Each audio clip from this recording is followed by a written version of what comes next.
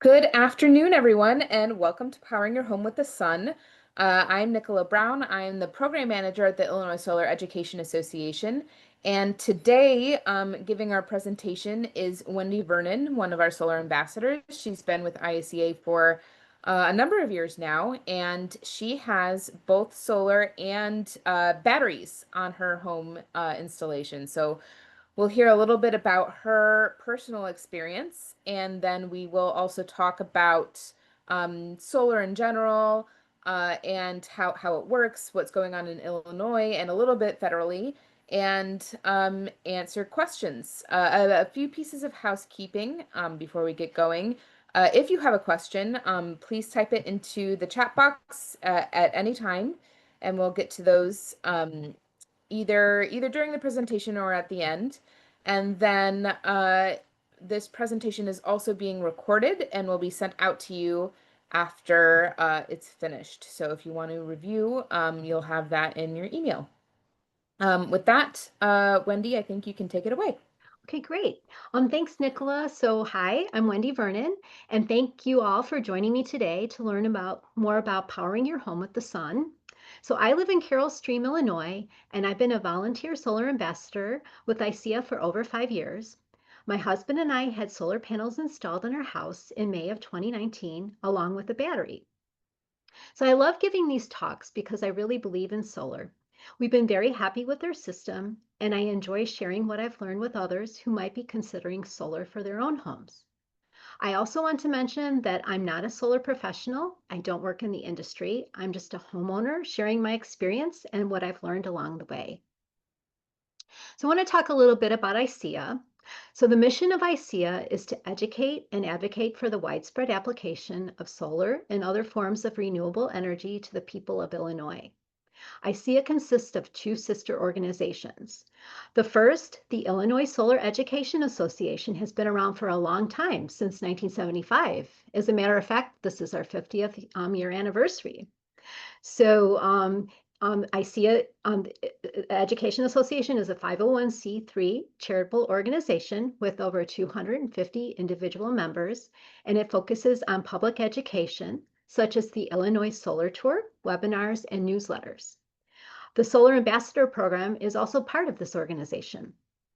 And then we have the Illinois Solar Energy and Storage Association, which was established in 2020, and it's a 501c6 trade association with around 150 business members, and it focuses on advocacy and conducts policy work, job fairs, and networking events. So this chart here it shows the breakdown of sources of electricity in Illinois. And you can see that nuclear accounts for most of the electricity that is produced in Illinois. And as of Q1 2025, solar accounts for about 2.87% of our electricity. But solar capacity has been growing as it's become less expensive, and also because legislation that has been passed in Illinois to phase out coal and to increase the source of electricity to 40% renewable energy by 2030. So this legislation is the Clean and Equitable Jobs Act, or CEJA, which was passed in September 2021, and it helps put Illinois as a leader in renewable energy. It was built upon the previous legislation of the Future Energy Jobs Act, FEJA, from 2016, and it puts Illinois on a path to 100% clean energy by 2050, with 100% carbon-free power by 2045 through the closing of coal and gas plants. One of the equitable parts of this act is that while it closes these coal plants, there is a just transition for those fossil fuel communities built into this bill. CEJA provides funding to increase renewable energy to 40% by 2030 and 50% by 2040. And it also increases funding for Illinois Solar for All to bring solar, training, and jobs to low-income and underserved communities.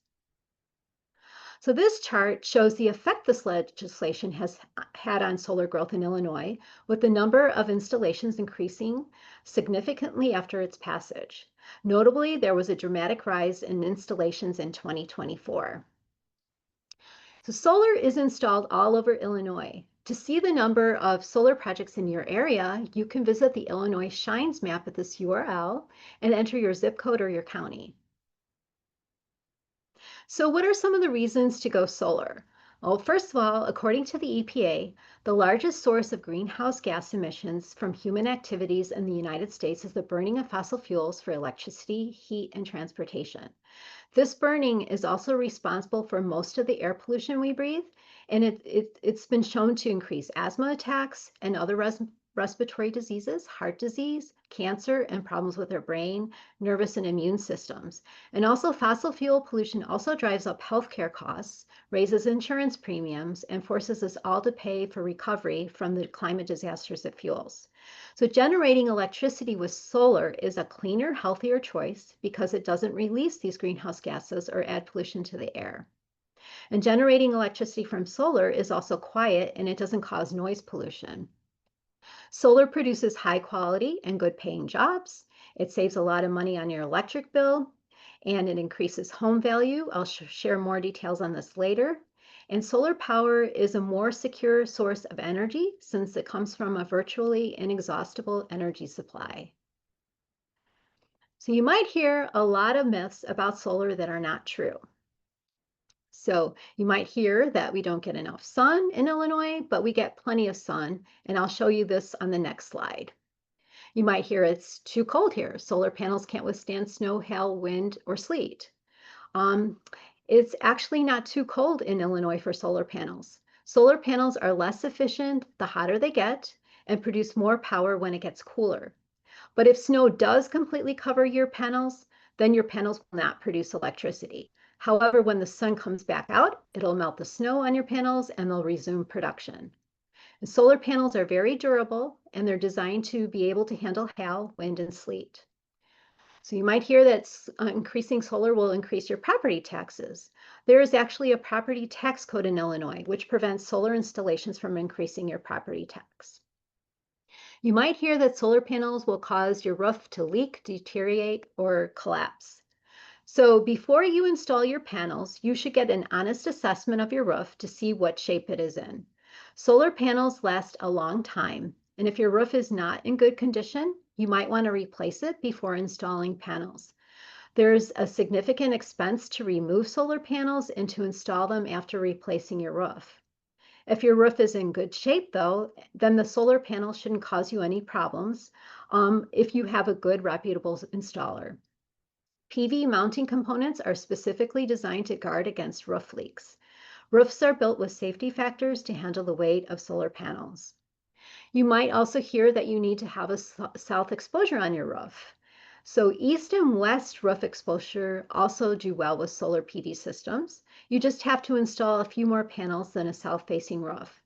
And another option that is good, that could be good for you, is a ground-mounted system. You might hear that it's harder to sell your house if you have panels, but research by the Department of Energy finds that solar homes sell faster than homes without solar. And then the price, so you might also hear that solar is too expensive, but the price of solar installations has really come down and there are incentives which make them much more affordable. And eventually the savings on your electric bills will pay for the cost and you will continue to save money on your electric bills after they are paid for. And then lastly, you might hear that utility is going to pay you for the extra power you produce, but you actually don't get paid money for the extra energy. Instead, you get a credit on your electric bill. And this is done through net metering, which I'll talk about later. So here is a map which shows how much sun hits different parts of our country and how it compares to Germany, which is a world leader in solar. If you look at the map, you're going to see, you can see that the amount of sun that Germany gets is pretty comparable to that of Alaska. And then if you look at Illinois, you'll see that Illinois clearly beats Germany when it comes to sunshine. So if Germany is able to use solar effectively, then we should be able to do this too. So our electricity typically has been generated from large centralized power plants that take a long time to build. If there is an issue at one of these plants, then this has a big impact on our electricity. Now, our grid has moved towards a distributed model where we have many systems such as smaller natural gas plants, rooftop solar, and solar and wind farms producing electricity and feeding the grid. This distributed model makes our electricity more resilient because if something happens with one source of electricity, there are many other sources to provide energy. And so also in some parts of our state or the Midwest, they may be receiving sun or wind while others are not. By distributing our renewable generation, we can more easily capture energy where it's produced and share it where it's needed. And there's also some communities now that are developing their own microgrids where they have solar, wind, and batteries in their community, all connected to the grid, but they can disconnect if the grid goes down and still have electricity in their community. So this slide demonstrates how solar works in a typical solar system. The sun generates a lot of energy and it shines down on a PV solar array, and then this excites the electrons and creates DC electricity. DC electricity cannot be used directly in our homes. That electricity must be sent to an inverter to convert it to AC electricity. So an inverter can be a centralized inverter that can be placed outside the home or inside. Or each solar panel can have its own microinverter attached to it that converts the energy into AC electricity before sending it into the home. So once this electricity is converted to AC, it then goes to your service panel, and from there, the electricity is sent to serve the loads in your house. So over here. And then if it's not needed, it will be sent to the electric meter, and then it'll be fed to the grid, and that the energy, those electrons can be picked up by your neighbors to use. And then if you're not producing enough energy, you can pull electricity from the grid and then have it serve the loads in your house. So one of the first financial benefits of going solar is self-consumption. That's when your panels are producing electricity and you use it right away. It never passes through the utility meter, so you don't have to pay for it. But in addition, Illinois offers several incentives to make solar more affordable. And one of these is net metering, which gives you credit for any extra electricity your panels send to the grid, helping reduce your electric bill. Net metering laws in Illinois apply to the major utilities such as ComEd and Ameren. If your electricity comes from a municipal or cooperative utility, you need to check what their specific net metering rules are. So net metering, it only works if you stay connected to the grid, which most people do. During the day, if your panels produce more electricity than you're using, that extra power flows to the grid and earns you credits. Then at night, or on cloudy or snowy days, you can use these credits to cover the electricity you take back from the grid. So net metering laws have recently changed in Illinois. As of January 1st, 2025, new solar customers will receive net metering credits for their supply charges only, not for delivery charges, taxes, or fees, unlike customers who signed up in the past. New net metering customers will be able to choose whether excess electricity exported to the grid is credited on a 1-to-1 kilowatt-hour basis or used as a monetary value. If your exports exceed your consumption, the credits roll over to your next bill, and unlike the old program, these credits never expire. So because new customers now earn a little less for solar power that they send to the grid, utilities are now offering rebates to make solar panels and batteries more affordable. ComEd and Ameren customers can apply for a distributed generation DG rebate, also known as a smart inverter rebate.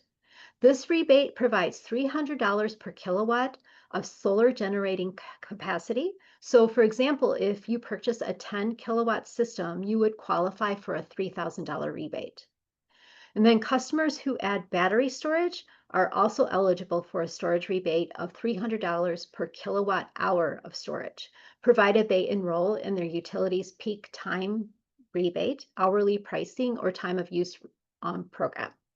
So for example, a 13.5 kilowatt hour battery would qualify for a $4,050 rebate. So in summary, New net metering customers from ComEd and Ameren will receive credits on the supply sections of their electric bill. They will also be eligible for distributed generation and/or storage rebates. And then there also are additional incentives available, which I'll cover more in detail a little later. So, under net metering, your bill is going to look a little different. In addition to having this line, which shows you how much energy you pull from the grid, you'll also see another line which shows how much energy you send to the grid. If you export more to the grid than you use, then you'll receive a credit on your bill that can be rolled over to the next month. And if you use more than you send to the grid, then you will have to pay the difference unless you have a credit on your account that you can use.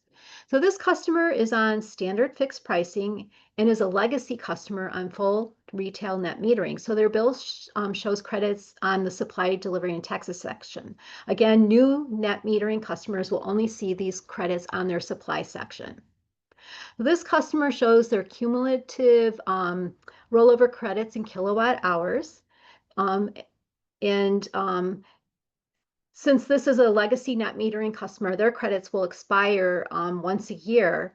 But for new net metering net metering customers, these credits will not expire anymore. It's also important to note that all customers are charged some monthly flat utility fees that are not tied to energy usage. And so for ComEd, you'll see these are under the delivery charges, and these are a customer charge and a standard metering charge.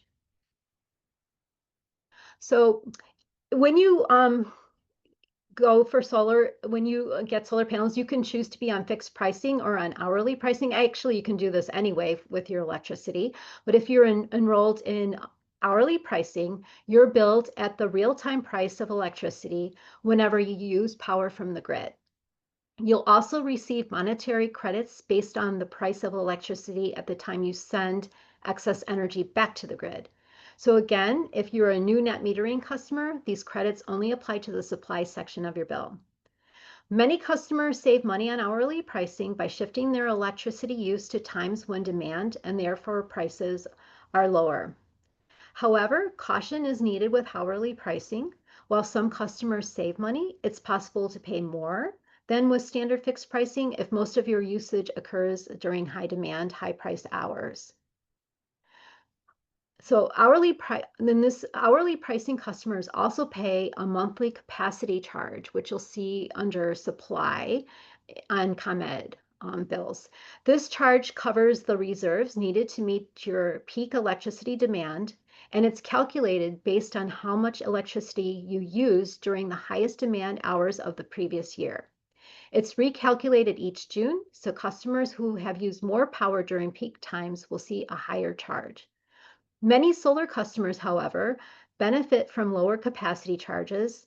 As you can see with this customer, theirs is only 29 cents a month because their systems generate electricity during peak demand hours, reducing their reliance on the grid.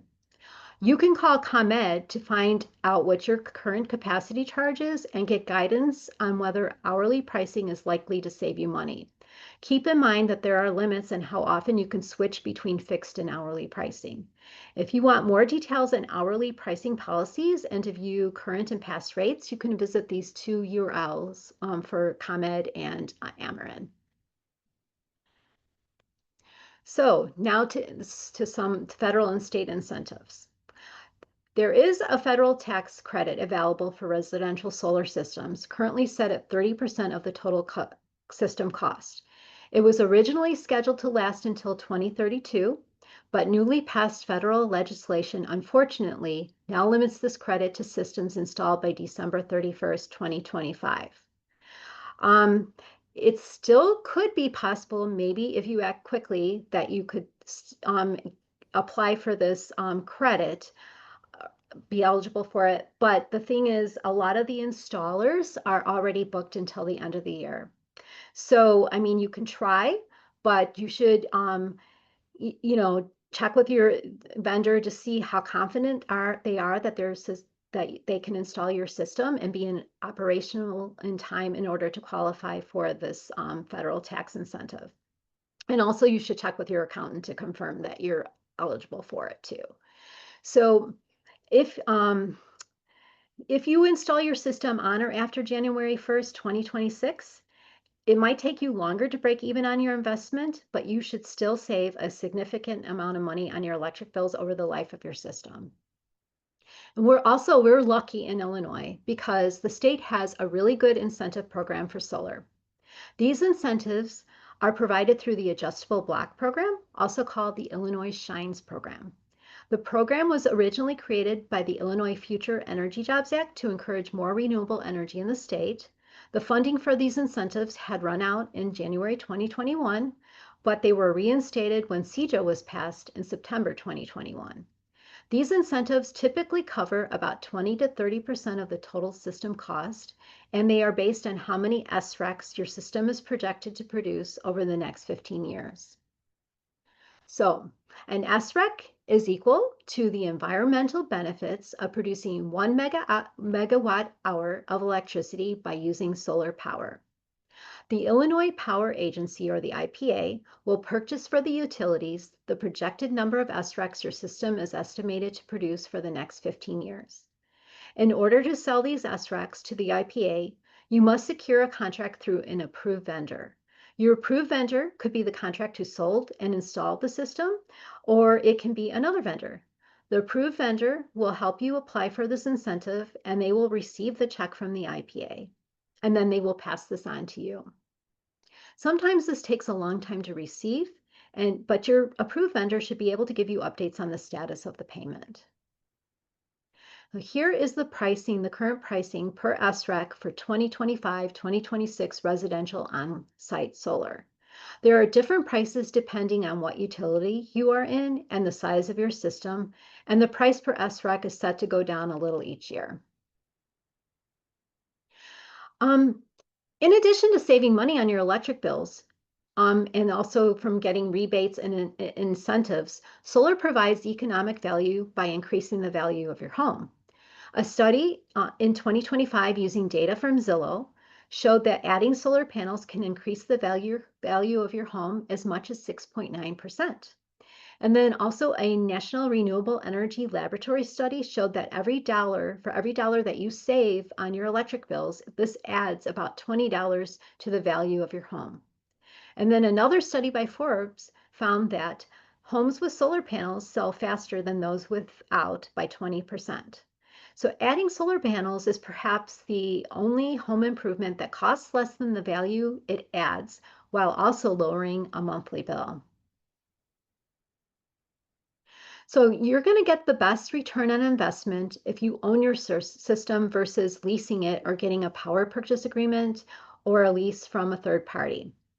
Paying cash would, of course, be best if you can do this, but this is not often a choice for many people. You could also get a bank loan or a home equity loan.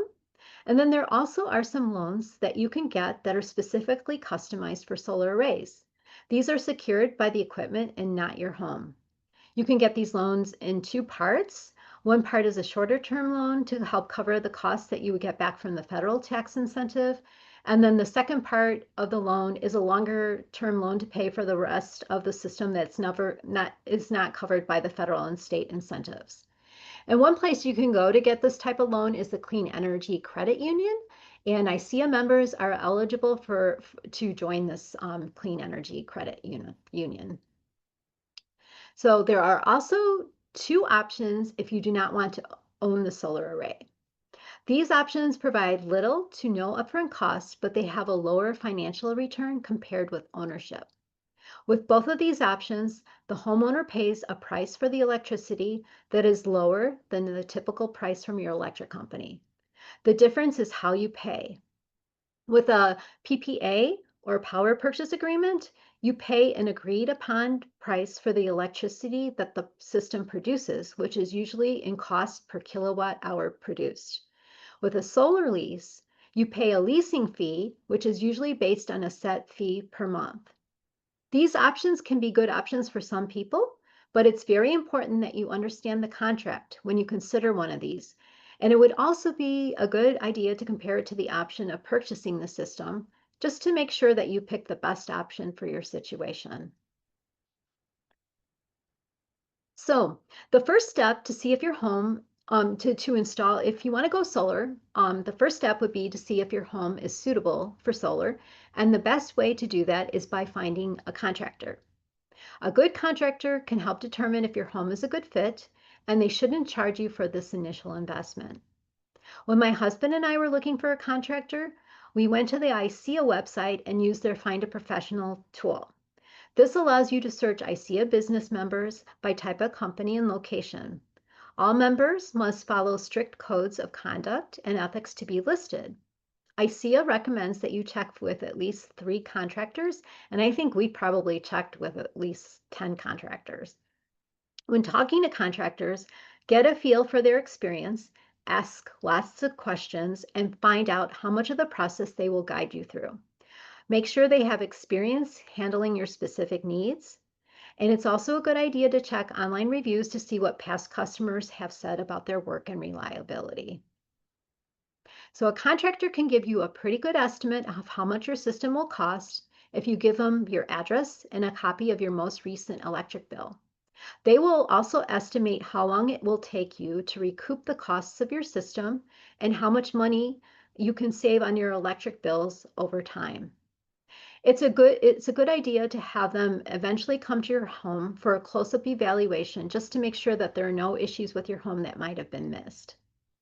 And then after choosing a contractor, you'll need to sign an interconnection agreement with your utility. You have to get approval to connect to the grid because you'll be sending electricity out to the grid. And then you're going to need to get a permit. Your contractor should be able to do this for you. How long the permit takes and how much it costs depends on where you live. Different municipalities have different rules for the permitting process. Permitting has been getting more streamlined though, so as solar projects have been becoming more common. The contractor will not order the materials for your project until your permit has been issued. It usually takes around 2 weeks to deliver the materials to you once they've been ordered. And installations usually take 1 to 2 weeks. The actual installation usually only takes 2 to 3 days, but scheduling it is what takes it to take longer. And then typically it takes 3 to 4 months to go solar once you make the decision to do it. So here are some links to some helpful resources that you can find on the ISEA website to help you go solar. Here is the Find a Professional tool that I talked about earlier. And then here's a link to a solar calculator. And then here's a link to some really good articles and videos on going solar for homeowners. So here is my system, which was completed in May of 2019. Our house faces south, so we have our panels on the front side of our house. We decided to get a new roof before installing solar panels because our roof was old and at best only had a couple of years left on it. We have a 5.7 kilowatt system with 19 300-watt panels, a Solar Edge centralized inverter, and an LG Chem 9.8 kilowatt hour battery. Our system was designed to produce 100% of our electricity needs. We were meeting this expectation until September 2021 when we purchased our first electric car. I'll talk a little bit more about this later. So here is a close-up view of our roof and our panels. And then you can see the conduit here coming from the roof, which encases the wires from the solar panels that carry the DC electricity. They run along the bottom east side of our house, and then the wires travel to the back of our house before heading on down to our basement. Here we have a solar quick disconnect and a battery quick disconnect. These quick disconnects are in case we have a fire and the firefighters need to turn off power from our solar array and battery to our house. And then to the right is our electric meter. And this is what our system looks like in our basement. On the left is our LG Chem 9.8 kilowatt hour backup battery. Well, it's a battery, but we use it for backup, but it can be used for other things. It takes up a fair amount of space and it needs room around it for air circulation. We could have installed the battery and the inverter outside, but we chose to keep them inside so they might last longer, protected from the elements. Next to the battery is our Solar Edge inverter, which directs electricity from the solar panels to where it's needed. If the battery needs to be charged, the inverter sends DC electricity to it. If not, it converts electricity to AC and it sends it to our main service panel over here to power the house. We also have a critical load panel over here. It's fed from the main panel and it powers essential circuits if the grid goes down. Any leftover electricity goes through our electric meter to the grid, and if we don't generate enough electricity, we pull power from our grid. It was a big decision for us whether or not to add a battery because it added a significant cost to our system. And 6 years ago, there weren't many vendors who would even consider installing one. We decided to add a battery, though, so we could still use our panels during a potential power outage, especially since erratic weather has been increasing.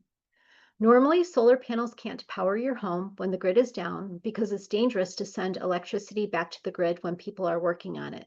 A battery allows us to work around that limitation. So we also have an auto transformer over here, which constantly monitors the grid. And if the grid goes down, it'll signal to the inverter to shut down the connection between the critical load panel and the main service panel and the grid. So then a closed loop is then formed between the battery, the inverter, and the critical load panel to safely power the critical loads in our house. So if the sun is shining, the inverter will power anything on our critical load panel, and it'll also charge the battery. And then when the sun is not shining, then the battery will power the critical load panel. So our critical load panel can only support two 25 amp circuits, and our battery has 9.8 kilowatt hours of storage. So we had to carefully choose what to power during an outage. We included our furnace fan, freezer, sump pumps, refrigerator, a few lights, plus power for our internet, TV, phones, and laptops. So to give you an example, in August of 2020, a derecho knocked out our power for 49 hours. The sun powered a critical load panel and kept the battery charged during the day, and we used the battery to power at night. Everything on the critical load panel stayed powered during this time. We didn't have to worry about everything in our freezer and refrigerator going bad, and it was nice to use our computers and internet and watch TV too, along with having lights at night. Since then, we've had a few shorter power outages, and it's been really nice to have the backup power, especially at times when it may have been inconvenient not to have power. Now, besides providing backup power, batteries can allow you to store energy when rates are low and use it when rates are high. Battery prices are coming down, and there are many more options available now compared to 6 years ago when I bought mine.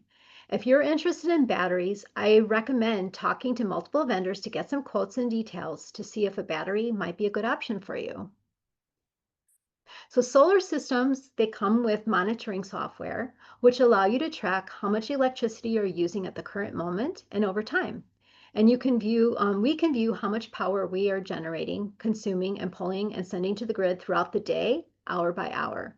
We also can go back to any day in the past to see how our panels performed. And we can see this data by week, by month, and by year. We can also make this comparison between different years that our system has been operating. We can also view how much each individual panel has produced for the current day, week, month, or year. So here is a summary of the financials for my system. Because the battery costs so much money, I itemized our costs with the battery and what they would have been if we did not buy the battery. And so my initial cost for my whole system was $26,734, and my net cost after all the incentives was $11,782. I estimated that I'll break even at the beginning of year 13, and my predicted 25-year savings after I've paid for my everything are $21,054. Now, if I had not gotten the battery, I would have saved a lot more money. Um, my total cost would have been $5,152, and I would have broke even during year 6, and I would have saved $27,684. But things have kind of changed since 6 years ago. So the best way to find out what solar will cost for you is to contact some vendors and just start getting quotes. And you'll find that if there's no cost to do this, and it can be pretty easy. You can just do this by emails, send out some emails, and just to in the initial phase, just to find out what solar would cost for you and how much money you'll save. So I just want to mention, I have not had any problems with my system other than one thing, and that a few summers ago, we found out the hard way that squirrels like to chew on solar panel wires. Our installer was alerted when our system stopped working. They came out to inspect and discovered that a squirrel had chewed through the wires. The repair cost us $300, and we were told it could have been much worse. So after that, we decided to install a product called Critter Guard made by Snap and Rack. It's a mesh screen that mounts around the edge of the solar array to protect it from birds, rodents, and debris. The nice thing is that it attaches to the underside of the panels without any drilling, so it doesn't void the panel warranty. So my advice is this: if you have squirrels in your area, talk to your installer about options to prevent damage when you first install your system. It can save you money and headaches later on. Then in September 2021, we increased the amount of electricity demands by buying an electric car. And then in 2022, we replaced our gas dryer and gas stove and lawnmower with electric models. And then in 2023, we bought our second electric car. So before this, we were meeting almost 100% of our electricity needs, but this is no longer the case. So now that our solar panels no longer provide 100% of the electricity we consume, and we don't have space left on our roof to install more panels, we're looking for ways to provide clean energy for our extra demand. We've done several things to make our house more energy efficient, and there are still a few more things we can do to consume less energy. The best way to save on electricity is to not consume it in the first place.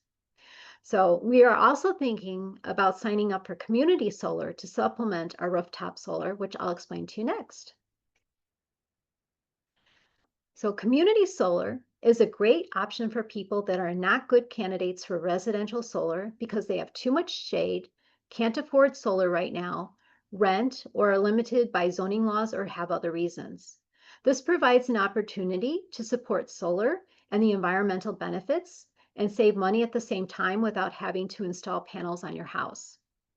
Community solar projects refer to larger scale solar facilities to which individual community members can subscribe. These solar projects can be located in various places, such as a vacant field, a farm, or on a rooftop of a school or community center. And here are two really good resources to find out more about community solar projects and deals. The first one is on the Illinois Shines website, and the other one is on the Citizens Utility Board site. So a community solar project does not have to be located near the subscriber, but subscribers must be located in the same utility service territory as the community solar project. If a subscriber moves to a new location in the same utility service, they can take their subscription with them. Subscribers don't use the actual electrons that the community solar project produces. Instead, they receive a credit on their electric bill. It's important to know your usage before subscribing. If you sign up for too much, you may not save money. The community solar program should be able to help you analyze this by looking at your most recent electric bill. The owner of a community solar project covers all the upfront costs to build the project, maintain it, and connect it to the power grid. Individuals and businesses can then subscribe to a number of panels in that project. Each month, subscribers receive credits on the supply section of their electric bill for the energy those panels produce. These credits offset the cost of the electricity you use. You'll also get a separate bill from the community solar provider for the value of those credits, typically 10 to 20% less than what your utility would have charged you for that electricity. Sometimes your subscription might generate more energy than you use in a given month. And then, but if that happens, your credits will roll over to the next month. And the good news is they don't expire. So here is an example of how the savings work. Let's say that we have a customer without community solar and they use 800 kilowatt hours in a month, and the supply rate is 7 cents per kilowatt hour. their bill would show $56 for supply. And let's just say that the delivery is $45 and the taxes and fees are $8. This would bring their total bill to $109 that they owe the utility. Now let's look at a customer with community solar. They also use 800 kilowatt hours, but their community solar subscription produces 714 kilowatt hours that month. They're still still charged $56 for supply, but they'll receive a $50 credit for that electricity produced by the project. Because community solar credits only apply to supply, not delivery or taxes, they still will pay the $45 for delivery and $8 for taxes and fees, and this will bring their total to $59 owed to the utility. They will then get a separate bill from the community solar provider for the electricity they received. In this case, it'll be $40, which reflects a 20% discount compared, and that's if their provider gave them a 20% discount compared to ComEd's rate. So basically their total that they owe for their electricity is $59 plus $40, equaling $99. This will give them a $10 savings. These savings aren't huge, but they're real, and you're also helping to support clean energy while you save. Lastly, if we want to transition to clean energy, we need to install it everywhere and make sure that everyone can afford it. The Illinois Solar for All program increases participation in solar energy projects serving low-income and environmental justice communities. It includes programs for community solar, residential rooftop, and rooftop for nonprofit and public facilities. And if you want to learn more about this program and see if you qualify, you can visit this URL here, or you can call this phone number to ask more questions. So I encourage you to visit the ISEA website to get more information on solar. There's a lot of useful information there to learn more about the entire solar process, tax credits and policies, and the technical elements of solar. And also think about becoming an ISEA member. Apart from the numerous benefits that you'll receive from your donation, you'll help support the future of solar energy. And then we're going to stop for questions now, but if you think of any questions later, feel free to contact us at this address, this email right here. And that's it. We're here for questions. Thanks so much, Wendy. Really informative presentation. We do have one question in the chat from Richard, and if anybody else has questions, feel free to type them in, or you can use the raise hand icon and we can unmute you. So Richard asks, is hourly pricing an option for existing solar installations? If so, what is advised?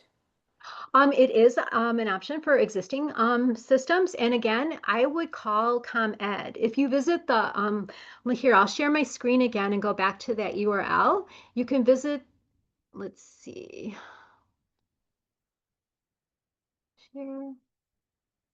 All right, so we'll go back and get there.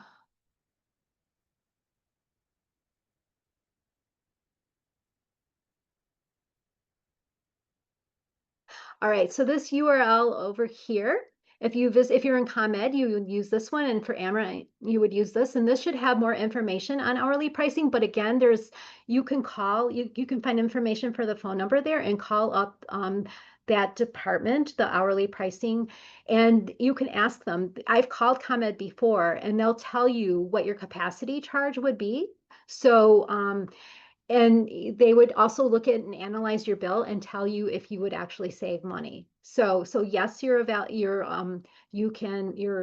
eligible for it, but you should call them and check to see if you'll actually save money. And I don't know, do you have any other questions on that? I don't know if I answered your question.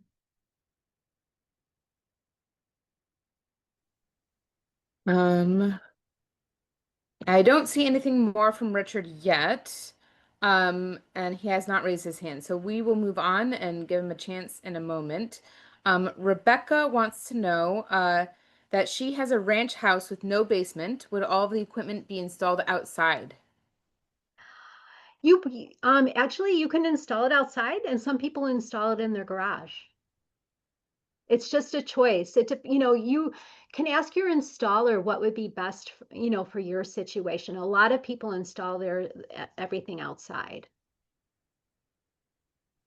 Okay, and I've unmuted Richard, so he should be able to speak now. Thanks. And Wendy, thanks for your presentation. Um, I had a question about the recovery energy credits. It seems like it's only available for new installations. Is that right? So the recovery, oh, are you talking about the rebates? Yeah. Okay, yeah. Well, the rebates, I believe the rebates for, you're talking about the $300 per kilowatt hour for a battery and the 300 for kilowatt rebate from the utilities. Are those the ones you're talking about? I guess so. Okay. Yeah, the ones that I talked about, right? Yeah. Yeah, so those for the battery, I believe if you're you'll have to double check me on this and maybe Nicola can help me out. But I think for the battery, if you install it, a new one, that you might be eligible for that. But you have to sign up for hourly pricing or time of use pricing. So, and also you might, to qualify it, you might have to go on the new net metering structure, but I'm not sure about that. I looked at this like a while ago and I thought that was the case, but I don't know for sure. So I can confirm that you do need to be on not hourly pricing, or time of you have to be on some sort of real-time pricing for the battery rebate. I'm not certain if you have to switch to the new net metering to get that, since it's just for the battery rebate and not for the solar rebate. Those are two separate incentives. So if you already have solar and you're going to install the battery, I'm not entirely sure whether you'll be grandfathered in or not, but if you ask your installers, they may have a better picture. Um, I do have a few more questions coming in. Um, Kathy wants to know any advice on waiting for sodium ion batteries becoming available instead of lithium ion batteries? Um, I don't have advice for you on that. I kind of heard about that, but it's an option, that you can take. I'm sure that the new batteries that are coming out are going to be better. They're going to be cheaper and probably store more energy. So waiting, it's kind of like buying a new computer. Like if you wait, you're always going to get a new, and a better item. Um, but if you want to get the benefit now, then you only have certain options now. So, but new batteries are coming out and they're kind of exciting. And so you might want to wait. I don't know.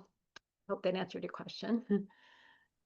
And then Patrick wants to know, when you purchased your EVs, did you install a level 2 charger or did you just plug it into your existing outlets? And how did this increase your electric bill? Okay. So when we bought our EVs, it took us we did install level 2 charging.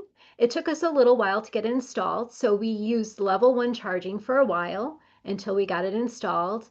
And EVs add a lot of cost to your electric bill because EV batteries store a lot of energy, um, and they take a lot of electricity to power. So it added a lot to it.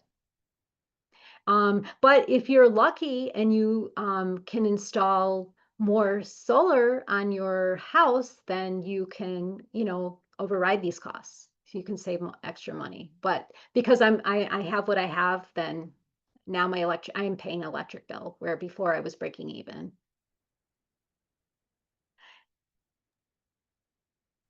I don't see any more questions. So I guess this is your last call. If you have one, you can either do the raise hand icon and I can unmute you, or you can type them in. But while we're waiting for that, just want to say thank you so much to Wendy for a really wonderful presentation. And thank you to all of you for spending an hour with us this afternoon. As a reminder, I will be sending out a recording of this presentation later this afternoon, maybe tomorrow morning. So if there's anything you want to review, you'll have that link. Okay, Thanks, everyone. I think that's it for today. Thanks so much and have a good rest of your day. Thank you. Bye.